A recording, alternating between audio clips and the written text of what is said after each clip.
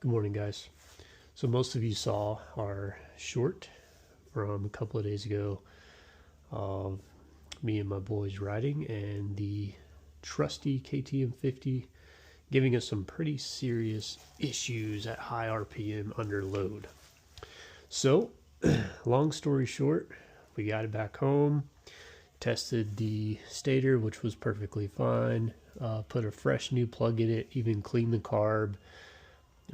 Took the carb completely apart, cleaned it, and fired it back up, and same thing, would run perfectly fine on the lift, would rev no problem. As soon as boy got on it, put it under load, it was almost like hits a rev limiter, right? Start spitting and sputtering. Been looking online, obviously that's a common problem.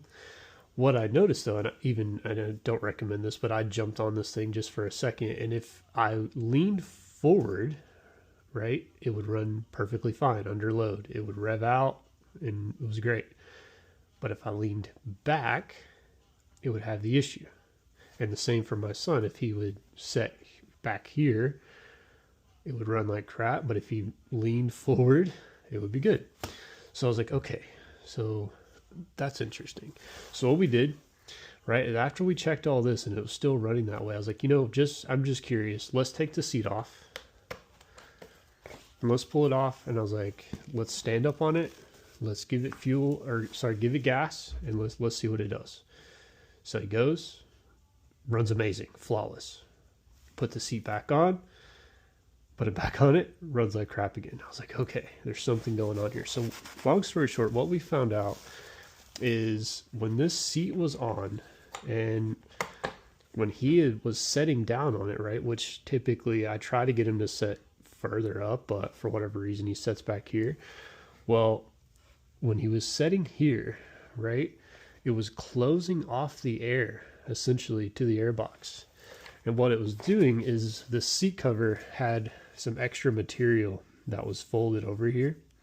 Okay, and it was probably like somewhere along in here. Well, when the seat cover was on and it was fully seated, it was literally closing off the airbox completely and starving this thing. Now it would run fine at, idle, normal RPM, but as soon as you got under load and it required more air, it just wouldn't do it. So what we did is we took the seat and we trimmed all of this all through here, put the seat back on, runs like a champ now. So crazy.